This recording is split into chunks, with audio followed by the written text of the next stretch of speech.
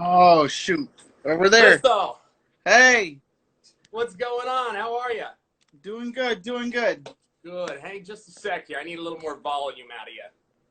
Let's see here. There we go. How's that doing? Yeah, I'm good. Can you hear me? Yeah, we're better now. I've been having some issues with this all day today. Yeah, what was happening to you? I jumped on your last live. What was going on?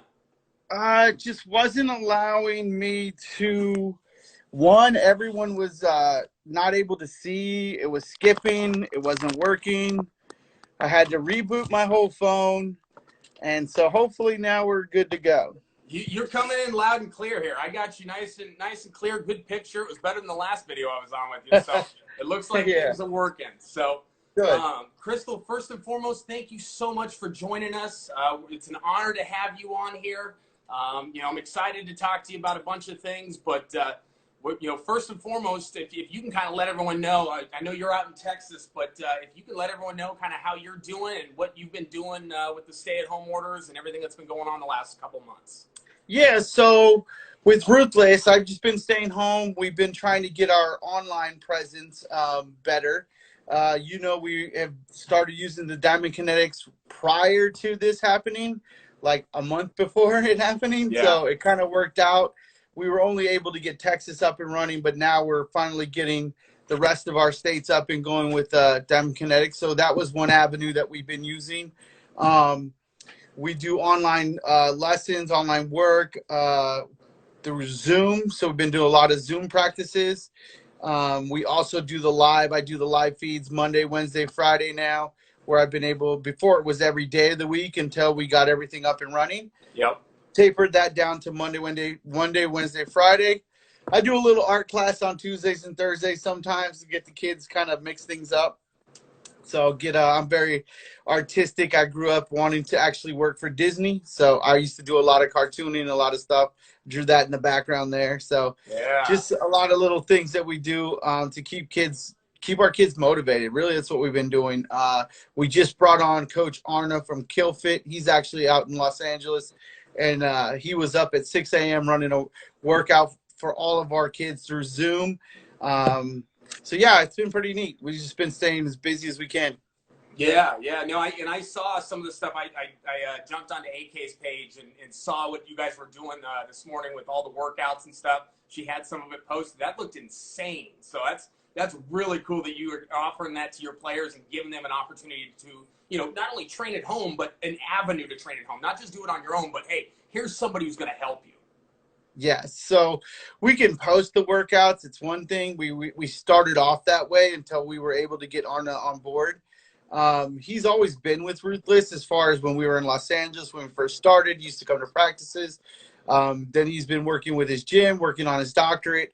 So now he's able to have that free time to kind of join in and do some more things with our players. So we are very excited. It's much easier to train when you have somebody there training you. Yes. And I know he's not there, but he's still there in the sense that he's coming through the phone. You can feel his vibe. So that was really cool. I think the kids push themselves a lot more than they would have normally. Oh, absolutely. I was getting ready to start working out. I was looking at some of the stuff and I'm like, okay, he's doing the lunge. Okay, jump to the other leg. So if you guys, people that are out there watching this, listening to this, if you guys have the opportunity, follow Crystal, follow what she's doing, follow her story, because you guys will get some insider tips and information that is not as necessarily out there to the general public, but is coming through your guys' social stuff that, if people are following you, they can actually tag along and kind of see what you guys are doing. So I think that's really, really cool. So, hey, really quick, before we get going, I got a bunch of questions for you. You're kind of jumping all over the board. But I want to let everyone know who is out there that's watching us right now, that is joining us. If you guys have questions, you have anything you want to ask myself, you want to ask Crystal pertaining to softball, the Olympics, her playing, anything like that, hit the question button here at the bottom, okay? Hit that question button, type your question in. I will get it answered by Crystal. So make sure you get them in. Don't put them in the comments. Put it in the question section. So Crystal, I want to kind of take it way back, and I want to kind of start from your beginning, right? Because there's so many things that you've done in your career, not only on the playing side, but on the on the bat side, on the the coaching side. There is a ton of things that you have done in your career. So I kind of want to take it back to the beginning and get some feedback from you. But you were a junior college player, right? And I think that might be something that most people don't know or wouldn't believe if you told them or somebody else told them about you. So can you kind of give us, kind of an overview of how you ended up going to a junior college and then what it ended up doing for you after you left? Yeah, definitely. So the era I grew up in, I was considered a blue chip athlete. I was one of the top athletes coming out of California. I could have really gone to any college. I took visits to all your major schools. The problem was I wasn't really pushed academically when I was a kid. I was a little bit of a troubled kid. I got a little bit of trouble. I didn't really find school very intriguing to me. I just wanted to do the art class. I wanted to go to softball. Didn't really care about too much other than that. And school for me was a lot harder. So it just didn't come naturally like to some others. And I graduated high school and summer school. My SAT score was not anywhere near where it needed to be. Right. I could have still gotten into these big schools. I did take visits. I still was going to be able to get in. The problem was I knew for myself that I wasn't going to be able to excel the way I wanted to excel at that big school. It was very intimidating. When I walked on UCLA's campus, it was huge. And I did not expect that. I was used to 20, 30 kids in a classroom, and it just overwhelmed me. It really did. So I ended up taking a JC visit as well, all the way across to Florida, JC, Palm Beach Community College. And the campus was smaller. We still had the D1 kind of feel because we had our own condos. Oh, so okay. I didn't have to stay in a dorm. There wasn't any dorms. They were actually 4-bedroom, 2-story condos. So you couldn't go wrong there. You were 10, 15 minutes from the beach, which I loved. The weather's very similar other than the humidity. So it's kind of like you go there, there's still Hollywood, Florida. Yep. There's still Venice, there's still Orange County. There's still everything that you feel like you're almost home just with the humidity. So for me, going to the junior college was a better stepping stone for me. I did plan to go D1 afterward. But it was just, for me, a better fit. I felt at home with the coaches. They made me feel really, really welcome, really comfortable. The classroom sizes made me feel comfortable. The living quarters made me feel comfortable. And it was an easy choice at that point. I didn't even take the other JC visit, which was closer in Arizona. I didn't even take that visit. I just committed right there on the spot. And they were kind of, everyone, I think, in the whole softball world at that point was kind of surprised that I was going to a junior college. But for me, that was just a better fit, and that's why I always tell our kids here in Ruthless, I want you to feel comfortable. I want you to go where you fit. I don't want you to feel like I'm forcing you to go somewhere where you don't want to be or where you're not going to be happy. So we're happy for our kids that go JC to D1. We're happy for every single one of them. Yeah, no, and that's a really, really good point that you bring up, because I coached at the junior college level for a long time, and I used to use the same term. It's a stepping stone to where you want to get and where you want to be, and obviously in your situation, school wasn't your first choice, right? If it were up to you, it was softball and art class. Like, if you could just take that all day, you would have been set. You would have gotten A's and everything. But the difference is that was an avenue. It was a route that could be taken to get you to where you needed to go. And it seemed like that was obviously, looking back at it, it was the right fit for you. And it allowed you to grow and develop as a player, as a student, and then as just a person in general. And then that ended up springboarding you into everything else that you've done in your career. And so I want to jump into the Olympics, because obviously this is what came after, a little bit after, but came after your junior college days and when you turned professional and then started playing the Olympics. I've never had that experience. Most people that are on here, I'm assuming, did not have that same experience either. So what can you tell us? What was it like playing for USA, representing our country in the Olympics, and then going out and winning 2 gold medals and a silver medal in 3 different Olympics? Like, can you give us an idea of what that was like for you? Yeah, it was pretty interesting because I did get into the junior ranks of USA softball, the junior worlds and stuff like that. I did try out for it. I didn't make the junior team. So it was kind of interesting that I didn't make the junior team when I was younger. I went to a junior college. I didn't go D1. I went professional right after my junior college. I would give up. I was the only athlete to ever give up my rights to play college ball. I signed papers with the NCAA to give up my college rights to go play professionally. I'm the only Wow. athlete that's done that in softball. Yeah. So I went pro I signed my pro contract when I was 19. I turned 20 and went pro. So that's a whole different thing.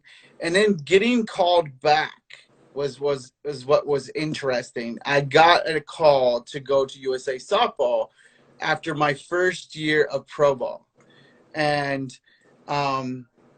I went with them understanding that I was going to still play professionally. Okay. And when I could, if I did make the team, I wanted to do both. And I had heard through the ranks, once you make the U.S. team, you're not going to be able to play USA softball. You're going to have to pick one or the other. And I said, well, that won't work because I'm a professional athlete. And if they give me that ultimatum, I'm not gonna stay USA. I'm gonna come back to my pro team. Right. So I let everyone know when I took the invitation to go to tryouts that if I was going to be forced to pick, I would go back to my pro team because that's where I come from. And my loyalty about finishing something, that's what I was about. So we went to the tryout, and I don't know. I didn't fit the mold when I was younger, so I kind of felt like I didn't fit the mold again. Yeah. You know, I show up, I'm a little more like baggy clothes, you know, like the hat backwards. You know, I'm not quite the blonde, 6 foot, you know, fitting the mold of USA softball clean cut. You know, I'm starting to get tattoos and all that stuff, and it's just not the same thing. So my mom asked me and goes, well, did you get picked? And I go, I don't know. Back then they put it on a door. And there's a paper on the door like you see in the old movies, and your name is picked. So I actually went up, I checked it, I got picked. I was like, holy moly, like, I made the team. Yeah. So I went back down, told my folks. We did a drug test right then and there. And that was the very first time I've ever had to do that. And it was interesting because they had like adult beverages in the room, so that way you could go to the bathroom. So it was a whole nother experience. So you get picked to the USA team, and we start traveling. Like, I had to get a passport. I've never even left at that point from Florida. You know, I've only gone to Florida and back to California. I played travel ball in Illinois and in Texas, but, you know, I never left the country. Yeah. And so, I mean, I don't feel like Tijuana is leaving the country. When you live in California, it's like right there. But I hear you. So we get a passport and we go to Canada Cup. We go to the Pan Ams in Canada. And to me, I was just in awe of everything. Like, that's the very first time I was exposed to even men's fast pitch. I didn't even know we had men's fast pitch. So I'm seeing men pitching fast pitch at like 80 miles an hour, 70-something miles an hour, just throwing gas. And I'm watching all of our teams. It's the first time I ever played against like Cuba and Puerto Rico, like all these different teams. And it was just so much going on, like talking to Italians, like from Italy, and like just taking the whole experience in, and then getting the chance to play in the Olympics.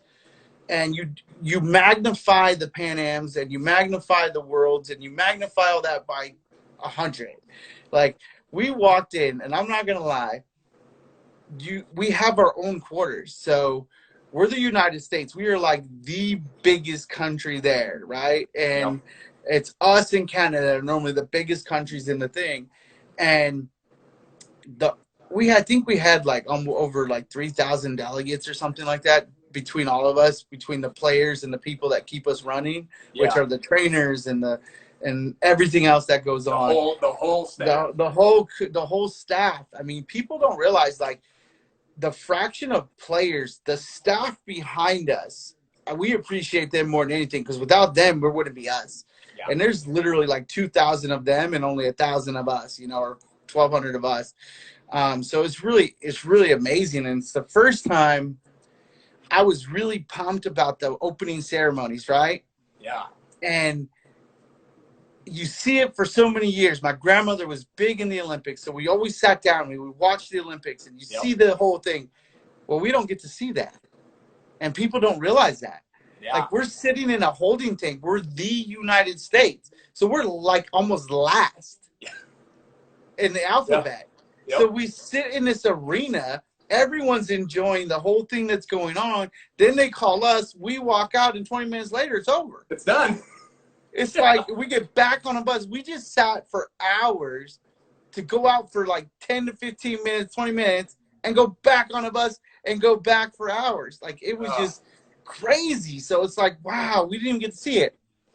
But it was a great experience. I mean, you're sitting there with the world's best athletes all in one area. Yeah. And then to go to the dining hall and experience sitting there. And I mean, this is the first time I've ever seen soccer players, like world renowned soccer players. Yeah. Like, I remember, what's his name from Brazil walks in, and you'd have thought it was like somebody famous. Like, well, he is famous, but you would have thought, like, here in the United States, it was like watching one of your favorite musicians walk in or something, you know, because people left their plate and was running over, and we're like, I'm looking over like, who's that?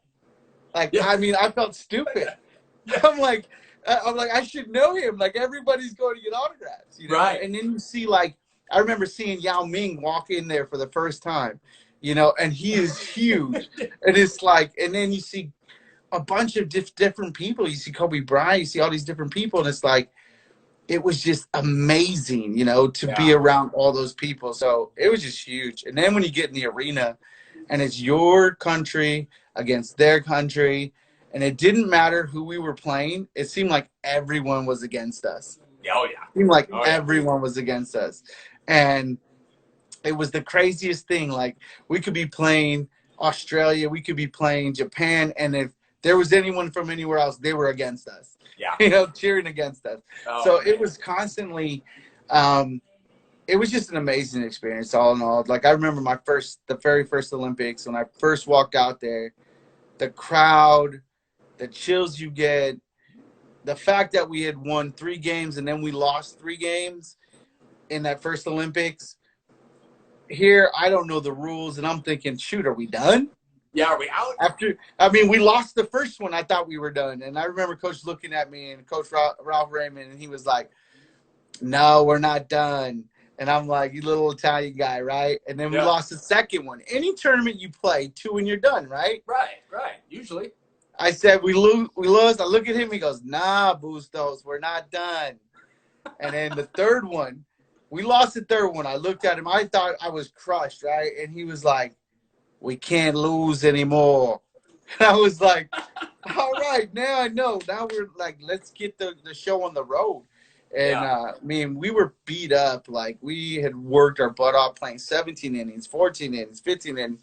We went games deep in Australia. And the battles we had to win that gold medal, it was just awesome, especially for my first experience, you know? So there's nothing like it, especially when they raise your flag and they play our national anthem. Like, you know, I don't cry much, but it'll get you every time. Yeah, and it's super awesome story, because, again, like, most of us don't or never have experienced that or won't experience that in our lives. So the fact that you were able to do it 3 times and medal 3 times in it, that's phenomenal. So one other question on the medals. Which one, if any, are your favorite? Do you have a favorite medal? Do you have a favorite team? Was there one that stood out to you in particular? I know there's a silver in there. It ain't gold. But is there one that stood out to you more than the other? The first one always, to me, stands out more, just because it was my first experience. Because we didn't just win every game. We had to battle, and we won the games by 1 and 2 runs. And we went those long innings, and we were beat up, and we kept fighting. To me, that was the biggest thing, you know. They did a voodoo thing. Yeah, it was crazy. You know, like we had the girls all went in the shower and washed all the uniforms. I remembered because I was in the training room. I was my first Olympics after my ACL tear. So I had been off of an ACL reconstruction on my right knee. And I had only been out maybe a year and a half from surgery before that, those games. In the Olympics, I'm wearing my brace during that Yeah. Olympics. And I take the brace off for the Olympic finals. And I decided that if I was going to do it, I'm going to go all out. And if I break my knee or bust my knee again, it's going to be because I went, balls to the wall. And it was one of those things that I was in the training room almost every night after we played, especially 14 innings, 16 innings, blocking the bag every time someone was stealing. I remember I had to sleep in like an air cast on my right leg to keep the swelling down. Yeah. So I wasn't in there.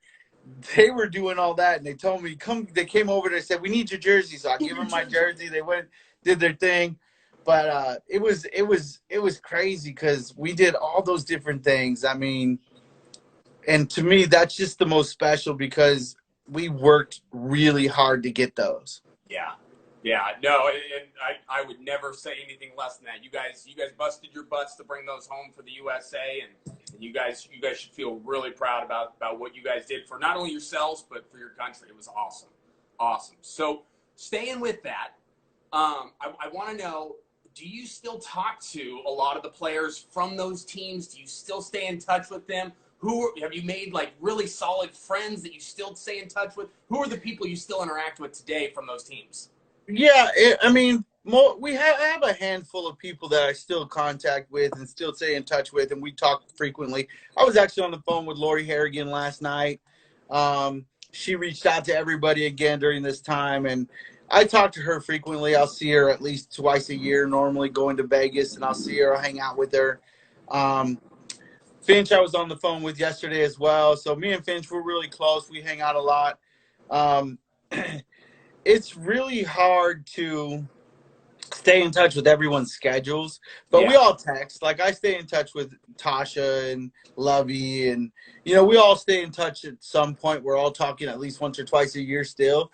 I know we're gonna have I know everyone would like to be on this call on Friday, but we are all gonna be on a Zoom on Friday. So Nice. all of us old Olympians from the days, we're all getting on a phone call on Friday, hopefully, or this Saturday we're gonna do it.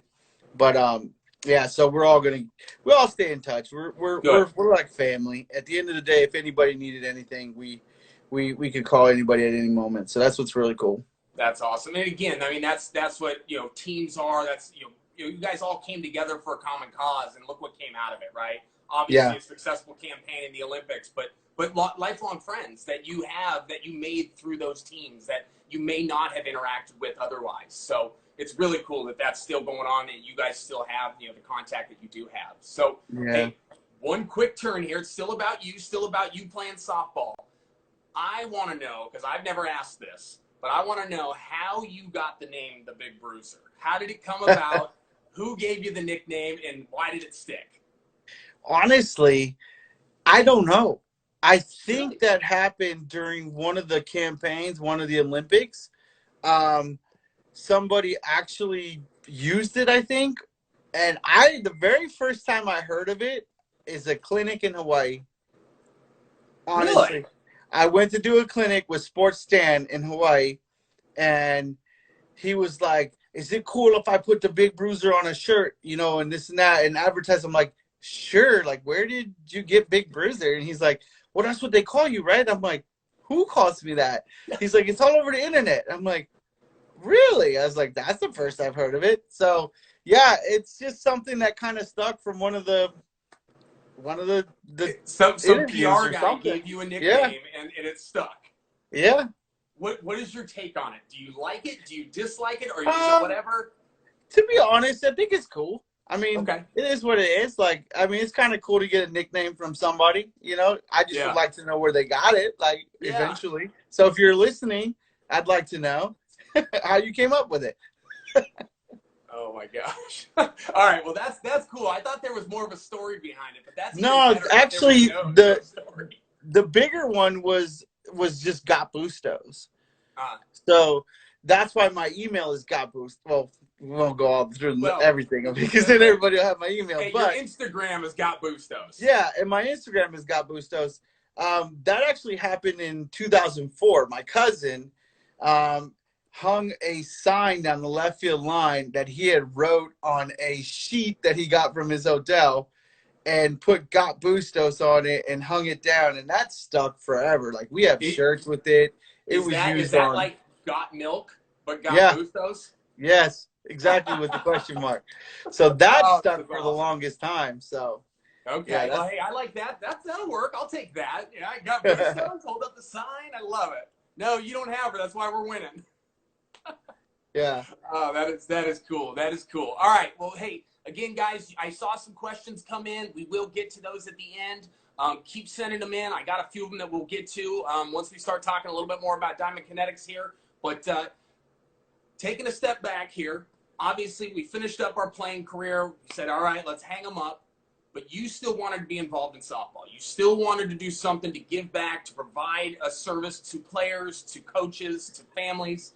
And that, if I'm correct, that spawned Ruthless Softball. So can you kind of give us a little background into how you got Ruthless going, and then also where Ruthless is today as an organization across the country? Yeah, so the Got Bustos company was started right after the Olympics or during the second Olympics. And it was more lessons, camps, clinics, speaking engagements, and we went all over and we did all that.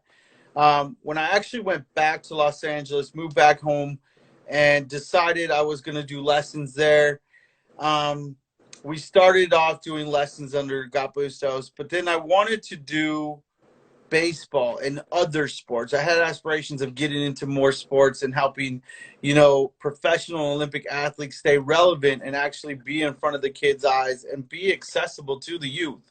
Right. So that's why we created Ruthless, because Ruthless to me, everyone wants girls to be pink and be la-di-da-di and this and that and sweet. And I'm like, how come we can't be ruthless? Like boys can be ruthless, girls should be able to be ruthless. We want to teach them to fight, drive, and be the same and train them exactly the way boys get treated as athletes. So we actually had it with the inspiration of having soccer, basketball, baseball, softball, all sports in Ruthless. And so that's where we created the Phoenix. The Phoenix came from, teaching the kids to rise above any of their problems on the field, off the field, just to learn to if you get knocked down, rise up. You're never going to be defeated. It's a mythological creature, obviously, that can never be destroyed. Right. So that's why we chose that. And we teach our kids to rise above. That's our slogan. And so that is one of the coolest things that we started. And we started it all just doing lessons. Yeah. But then we found that when our lessons went back to their teams, their coaches would mess with them and tweak them. And then the parents were paying good money for something. And then they're coming back and we're constantly fixing things. And so finally, I had two parents that started off our 10U team and 12U teams in California. They came to us. They each had 6 players each. They each were getting Ruthless trained. And they said, would you be interested in maybe doing a team? And I said, yeah, maybe. Let's see if we can put it together. And I go, y'all are already coming to us. We might as well. Yeah. So we created our first 2 Ruthless teams, which was a 10U, 12U team. It was kind of hard to keep the girls together because once we started training, people saw their vision of what they wanted to do. We saw our vision of what we wanted to do. And then it kind of, how that travel ball thing starts to go. And we ended up actually having 2 12U teams and then 1 10U team. And I went to the Pro League to start coaching again because I thought I would give that a shot, help the Pro League, get back into coaching. It didn't quite go as planned. I was asked to coach a pro team, but then was actually asked to be the face of the pro team and not actually coach it. So I wasn't down with that. Yeah. They wanted to run it. I left and came home and focused clearly on Ruthless, on the fact that, okay, I'm going to grow this if more people want to be a part of something like we're doing. We send professional Olympic athletes out. We send people to train those kids. We have access to Olympians and myself all the time. So we sent it out on the internet that we were going to grow. And before you know it, we are now, this would have been our 4th season going into Ruthless. And we are at about 38 teams in softball. And I think we have 4 to 5 teams in baseball right now. Yeah. And in 2 states. So, you know, it's not that we're trying to acquire numbers. If you look, we only have a couple teams per state. It's the accessibility that we're trying to do. We're trying to help our coaches. We're trying to help our players. Shoot, I'm on the phone with coaches in the morning, with players in the morning, players at night, helping them in any way we can with training and everything. So that's kind of how it all got started. Yeah. And we're not going to stop until we run the whole United States.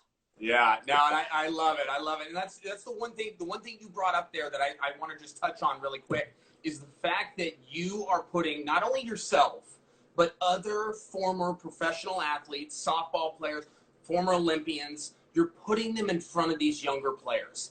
And for a younger player to be able to have access to someone such as yourself and others that are like you in the softball space and in the softball market is truly remarkable. Right? Because that inspires so many younger players to strive to be that person, right? Oh my gosh, like I watched you play on TV. Like, Crystl, I saw you play in the Olympics. Like, I want to be you. I want to do that. And then to be able to have that access to someone such as yourself and the others, to Jenny Finch, you know, to some of the other people that you know throughout your time in softball. That was one thing that I noticed when I was out in Texas with you, was the fact that you bring people to your organization and to your families, showing them that, hey, look, you're invested in their development and you're investing in them by putting quality people in front of them.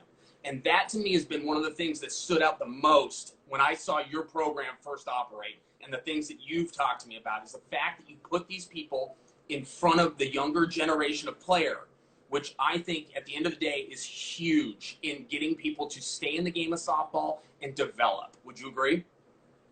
I think so. I mean, and it's you have to keep the older players and the older coaches relevant in my eyes. The girls need to know where the sport has come from, and they need to know where the sport is going, and they need to realize that it's not a new wheel. You know, it's an old wheel that just keeps turning. And everyone is like, oh, this is so-and-so's drill. Well, I tell people, these drills are not my drills. These drills probably were invented by an older gentleman or an older woman back in the old days, 100 years ago now. Yeah. You know, and it's just trying to share the techniques with everyone, and share where the game has come from. Like, a lot of people don't even know who a king in the court is. You know, the gentlemen that used to come in and strike out everybody. Like, I've seen them play. I was lucky to be a part of Akron Racers in Ohio, where Joey Arrieta is huge about history of the game. And, you know, Babe Ruth played on Firestone Stadium. You know, older gentleman, when I first signed my contract to go play there, and I sat there and I saw this older gentleman sitting in the stands while we were practicing. And I walked up to him after my practice and I said, hey, I just want to introduce myself, let him know that we're there. And he goes, yeah, I know. I have not missed anything that's ever been on this field. I watched Babe Ruth hit a ball up on that street. And I was like, you got to be kidding me. Like, that's what the stuff that I love. And she was able to share that. We played a softball game and a baseball game on the field with stitched up balls that were from the old days, and with no gloves and with gloves. Like, we did all of that. And it is so cool because, you know, I try to just keep everyone in there. Like, you got to know who all of the people were before us, and you got to know where we come from. And I appreciate everyone that started the game and moved the game of softball to where it is, to where I was able to be a part of an Olympic game. Yeah. You know, and that's where I try to keep our kids and understand. Because when I'll be honest, when I tell them sometimes I'm gonna bring Lovey. I'm going to bring Natasha. I'm going to bring, and some of these kids don't even know who those people are. Right. And I'm like, and I don't feel like they're younger than me. And I'm like, if you don't know them, how do you know me? And if you don't know them, you definitely don't know Dot Richardson or Michelle Smith or even further, the Berthas and everyone else. So it's like, it's just crazy to think that all these coaches and all these players want to be a part of something, but nobody wants to know the history of everything. And so we try to share that with our kids. We try to bring the athletes out. We try to share things from the old days when we're able to walk in front of them. All of our athletes have a story, like we had Lovey on here a couple weeks back, and people don't realize they only know Lovey from Arizona. They didn't know Lovey was at Fresno. They didn't know she transferred there. They don't know that people do that process of transferring, that it's okay to leave a situation if you're not happy. It's okay to go to a junior college, because everyone tells me when they meet me, oh, you played for Arizona. I'm like, no, I didn't. Nope. Oh, you went to UCLA? No, I didn't. I went to a junior college. So, and when I tell people that, it blows their mind. It's like, wow. It's like, yeah, most people go this way. I went all the way around this way to get to where I'm at, and there's nothing wrong with it. It just takes more steps, and you got to work harder. So it's just those things. And, that's one thing that I really, really work at. It's like all the coaches that are running like these other organizations, I appreciate what they do. But I remember when I played, they weren't even the heads of those organizations. It's what's funny. It's like you weren't even there. Like you were there. There was other people that started that in front of you. And we were that one team, that came through, and it was interesting to see it all. But I appreciate everyone's got a place, from the mom and dad, that a lot of people say, oh, I don't like mommy and daddy ball. It's like, well, my dad coached my team. I didn't end up pretty bad. Hey, my dad coached my team too. We had 5 dads coaching our team. We ended up pretty good. Back then, it was the way it was. Right. A lot of dads, and it takes a special coach to give their time when there isn't a daughter involved, and a lot of these parents don't realize you're going to lose those coaches. If you don't start appreciating the coaches that do give you the time, they don't have a parent involved, they don't have a kid involved, and you treat them bad. And all they're trying to do is help. They may not know everything, but they're just out there trying to help. And they don't have to, because they don't have an involvement with the kids. They can just go home. And that's where, like, even with the umpires, I've always been a player that appreciated the umpire. I would shake the umpire's hands, even from a young state when we were done playing, just because you got to show the respect to the people that took their time to come out and umpire my game, because you didn't need to be there for $20, $30 back then, $40 now, $60 now. They're there all day because they need that second job, but they also love the game. That's why they're there, and so people got to learn to appreciate everyone all the way around, even the grounds crew. When I was on the U.S. team, I would walk up to the grounds crew at USA Stadium, and I would say thank you for keeping the grounds the way they are, because if it wasn't for people like you, we wouldn't have the nice hop that we're getting, And at that older level, you know what I'm talking about. We go from fielding in concrete and rocks and taking them in the face to that butter hop off of a nice graded field and a nice cut grass. I mean, it doesn't get any easier than that. With no rocks. You know what I mean? It's crazy, because you go from playing street ball, basically, you go from mastering street ball, and when you get to a college, D1 or anything that's taking care of a field, so the game becomes even easier. Because you don't get that crazy hop no more. And now everything's turned into turf. I mean, Which makes it even easier, right? It's even easier. It's even truer hop. It even jumps right into you.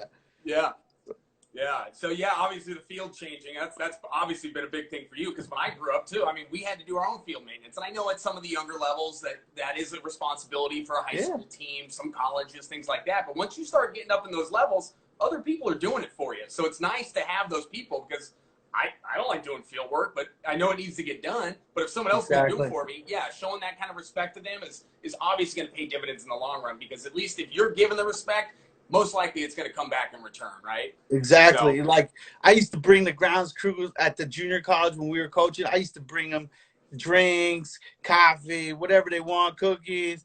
Bring them shirts that show that we appreciate grounds crew. I would have them shirts made. Like those are yeah, things that you. Those are things that you do. Like you got to show your people you love them, you appreciate them. That's everyone, you know. yeah, And that's why I tell people we may have been 15 strong in the Olympic Games, but there was 30 or 40 people behind us that we appreciate just as much, from all of our media people to everyone that was helping us with our videography, with showing us all our and analyzing analytics. I mean, we were a type of team that if I said, hey, could you pull me the last 40 swings? I need to see my swing. It's not working.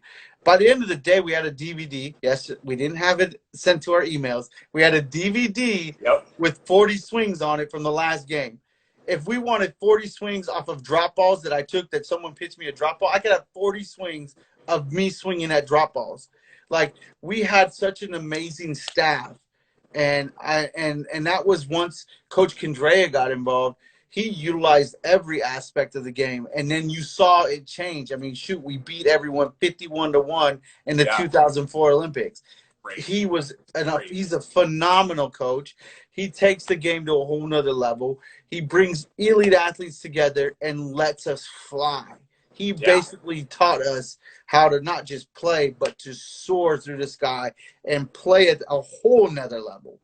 Yeah, yeah. Well, Coach Candrea is a good one. He's definitely got his thing going there in Arizona. So he's doing all right for himself down there, and obviously it helped out with you guys. But bringing it back to Ruthless here a little bit, and obviously we talked about you bringing in players or former players, former Olympians, to have them in your program, accessible for your players. But one of the other things that you've done, and you kind of talked about this in the beginning, is you've incorporated Swing Tracker and Pitch Tracker into your organization. So without getting into all the details about how the girls are doing, one of the things I wanted to touch on, there's actually two things I wanted to touch on with that, is one, you guys have set up a new thing that we're doing within our app, and that's populating leaderboards, right? And so I just want you to quickly touch on what you're doing with our leaderboards, how they're working in your organization, and if you can kind of touch on who won last month. That way we kind of just get the idea of what you're doing with our sensors to help your players train at home right now. So with the leaderboards, it's been really cool. So in the month of March, the month of March, it's a lot of M's there. Month of March, we had we used the most swings. And so we created a leaderboard that showed us who took the most swings for that month. And it was awesome. Lily from my 12U team, she had over, I think it was like 3,000 or close to 4,000 swings. That is putting in some work. Yeah, she put in, I mean, she literally hit almost every day and was taking hundreds of swings. And it was awesome to watch. And she has been an athlete that has progressed so quickly since she's come to us. And this month we are actually we posted some leaderboards because now the girls are doing it and they're using them, because it was a slow start to getting everybody to use it and Right. seeing the value. But we do watch, and a lot of times the girls just need to know you're watching. The girls need to know you're seeing it. And we posted the leaderboards for April in the amount of swings and the Barrel speeds, right? Barrel speed, yeah, the barrel speeds and all those other things. And so we started posting those, and you've seen some girls that weren't there before that are on there now, and you've seen the increase, and they like it, and it's been very competitive within our organization. And so Lily actually won for our team, and she won obviously for the whole organization. So she ended up getting New Balance cleats and New Balance turfs for herself. Yeah, she got hooked up. I saw the picture of those. Those were sharp. Yeah, so it was pretty cool. So this month we've been doing some tallying up, and we feel very comfortable that we have our winner, and we will announce our winner tomorrow. But It is she's right there. We think she's on the verge of it all. But it was really cool because she told me last month, Coach, I'm gonna win. I'm gonna win. I'm gonna win. And she thought we were gonna stick with the amount of swings. So Okay. we actually went with the amount of days that had more than 50 swings. Oh, And okay. so we went with the amount of days, more than 50 swings, and we are pretty comfortable that she's the winner. And so she ended up winning anyway by trying to beat the amount of swings because she had to keep up with the amount of days in Yeah. order to do that. So it's been really cool. And that's what I like to see. And we change it up because I don't want the girls to think I'm shooting for just one. We're going to pick a different one for the month of May and, keep going forward from there. It's been really neat to see the girls' progress with it. Now, the pitch tracker, I'm not much of a pitcher, so we haven't really followed that as much. Yep. But I do follow our own pitchers and try to see how many days they're pitching. And that way I'm able to see if they're actually using their practice and doing things during this time. Yeah. But I know from all the coaches that have used them and are using them, they love it. And they love the swing tracker. And the kids love it. Even the ones that just got their new ones. All I've been hearing about is, Coach, this is really cool. I love it. Easy to read, easy to work with. It's not foreign. Yeah. And that's what I really like about it. The Diamond Kinetics is very easy to read, very easy to understand what the numbers mean. The fact that you guys are on call whenever these girls have questions, whenever the parents have questions, that is just huge. Again, that's the same relationship we have with our team and our coaches, being accessible, and that's a huge thing. Yeah, well, and that's something that I've hopefully made super clear to you that I am always available to you as your dedicated rep, and then everyone on our customer support team.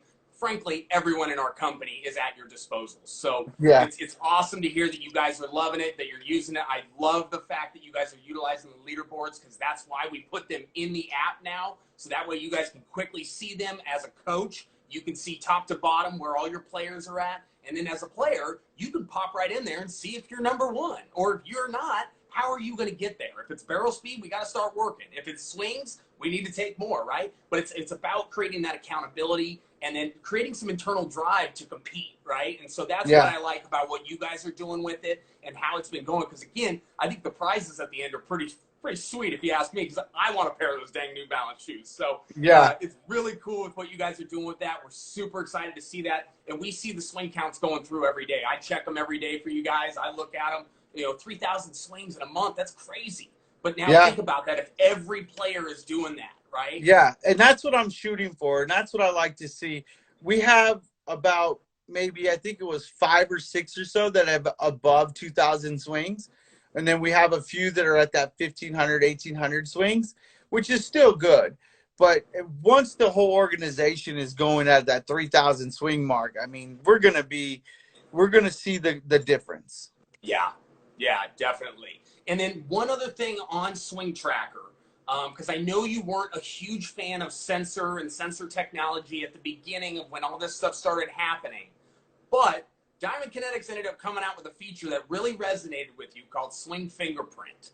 And being able to hot and cold zone map the hitter strike zone. Can you kind of just tell us a little bit about what caught your eye and why you think that feature is so beneficial for you? Honestly, that was the first thing that actually really brought me to you guys. Because I had seen you guys before at the conventions and stuff. And when it came through my phone and I was following you and it came up and I was like, oh, I really like that. One, because it gives you a three-dimensional cube of what is our zone, our hitting zone. Yep. Where most parents think the hitting zone and most kids think it's right between your waist, right in the middle. This is a strike. And it's like, that's not a strike. That's a pitch that the pitcher should never throw to you. Okay. Yeah. This is realistic. That is our hitting area. This is where an umpire may call a high pitch a strike, may call a low pitch a strike, may call this part of the box, that part of the box. And it was a realistic cube of what I want my players to hit Yeah. and to be comfortable hitting. And the only way you're comfortable hitting that is by practicing it. And to be able to see a cube that says, okay, I take this pitch that way. I take this pitch that way. I take this pitch that way. To give them the arrows, give them the knowledge now when they step in a box going, I know I hit this area really good. So if it's pitched here, I'm going. If it's over here, I'm not swinging because I'm not that good at that side yet. Yeah. You know? And they make those adjustments. That is what I find really cool about this. Yeah, metrics to me are great. You know, exit speeds, this and that. I want to know how you're getting there. And that to me is what is really cool about your guys' center. It tells me how I'm getting there. It's not focusing on the outcome, because I can tell you, I could take the world's worst bat out today, accidentally hit it, and it'll go over a fence. Yep. It'll be the ugliest swing, and I'll make it go over a fence. That I don't want to see it go where it went. I want to see how I get to it, because I got to repeat good mechanics, how I'm getting good mechanics to the ball. I don't care about exit speed. You can shave a bat down. It'll give you exit speed. Yeah. I mean, let's be real. Like, half of the slow pitch world is swinging with a shaved bat. Their exit speed's ridiculous. You know, Yeah. It's like, come on, use a real bat. Out the wrapper, show me your exit speed. You know, it's like, Yeah. it's just, Yeah. it's just one of those things that I really liked it, and that's why I didn't even waste a minute. I sent you a message right away. We Yep. got them going. The kids have been going since then.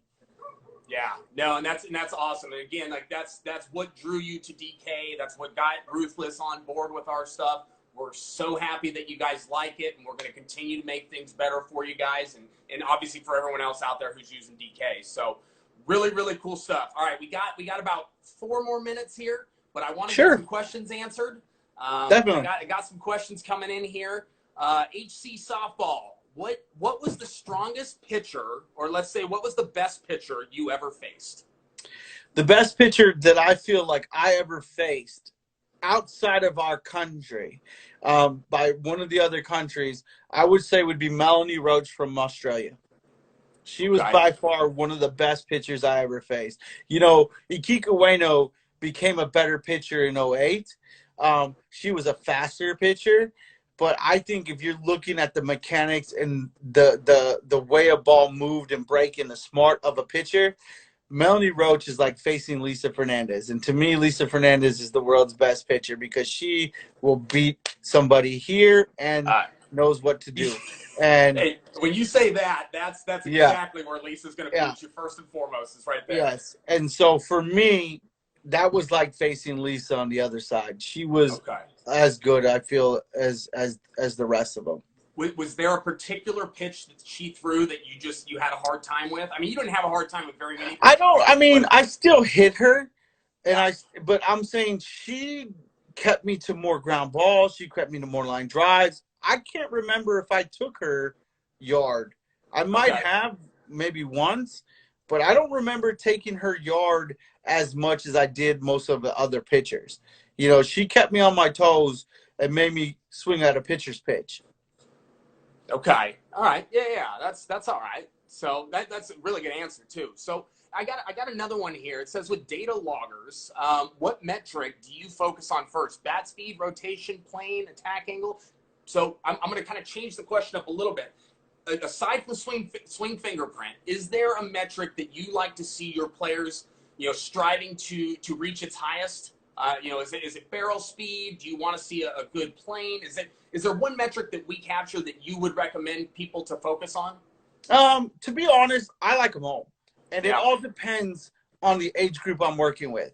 So if I'm working with my youngers, I want them to learn right away to have a good plane on the ball, to have a good spacing between their body, making sure that they're, the metric that measures inside their chest, the casting, the hand casting metric, because I don't want kids casting. And if we can get them to understand their casting metrics on an inside, down the middle, and an outside, understand where they're at there, that to me is one of the most important. As we get older, then we kind of look at our other speed metrics where we're trying to get quicker, we're trying to deliver power. We're looking at our power metrics. That I'm looking at more because I'm not going to be too technical with them because they're kind of already in their swing. If you start tweaking it at 16, 18, you're going to mess them up even more. We just want to increase some of the other metrics. So more that's fine tuning there. more fine tuning there. They're already going to do the things they do. We just want to make sure they understand where their strengths are and where they could be better strengths. Take their weaknesses and make them stronger. So I like all the metrics, to be honest. I look at them all. I scroll through them all. I check out everybody. When I put my kids in there, I'm looking at all the metrics, trying to keep it in there. I keep a log book. I got a little book here that I write in. So I'll keep one of these, and I'll log all the kids inside here, and I'll keep metrics and things that they should fix on each player as we go through it. I mean, it's one of those things that I like to look at all our hitters, and I know people are like, "Oh, you really do that?" I really do that. You know, I got 400 kids, and I got all day to do nothing. So let's just look at what we're going to look at and get it done. So yeah. All right. So hey, really quick, there are a couple other questions on here. They're more directed towards me. I'm actually going to ask those people that are on here that are still listening. If you sent a question in about the leaderboards, about sensor stuff, send me a direct message, Kyle Bennett DK, or send Diamond Kinetics a message. Either one, send us those messages directly. I will answer those for you. But Crystal, I got one last question for you. And this is one that I've kind of thought about for a while here. But if a young player came to you and said, "Hey, Crystal, I want to be the next Crystl Bustos. I want to be the next great softball player. I want to go play in the Olympics. I want to go play professional softball." What would be your message to that young player if they wanted to get there? What would you tell them they needed to do if they wanted to become you or better than you? You have to be willing to do what most people wouldn't do. You have to be willing to miss birthday parties, miss movies, miss family gatherings. Be willing to hit and train more than anybody else, and be willing to try everything that's out there. You have to be able to try a wide stance, a short stance, a medium stance, an open stance, a closed stance, high hands, low hands. Understand all the differences. Because the more tools you have in your box, the more you can go to. I know I teach predominantly the basics, and when the people are with me for 2 to 3 to 4 to 5 years, then we start understanding what that toolbox is going to get. We add more and more and more and more tools, and it literally takes a lot to train, and you literally will not, like, our family members didn't like me because, or my family, I felt like, because we missed all of our family gatherings. We missed so many weddings and birthday parties. We had to sacrifice so much. So I tell people, if you want to be me or you want to be better than me, then you got to be willing to do more than I ever did. And that's why I tell people, it's very hard because I sacrificed so much.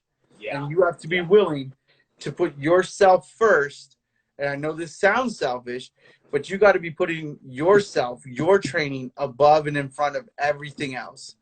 I'm not saying I went to the gym every day, because that didn't happen when I was a kid.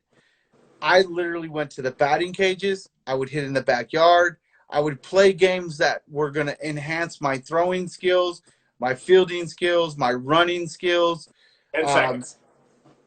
That's where I was kicked at. off here. We're getting kicked off here, so I'm going to cut you off. Crystal, thank you so much for joining us. This was really, really important.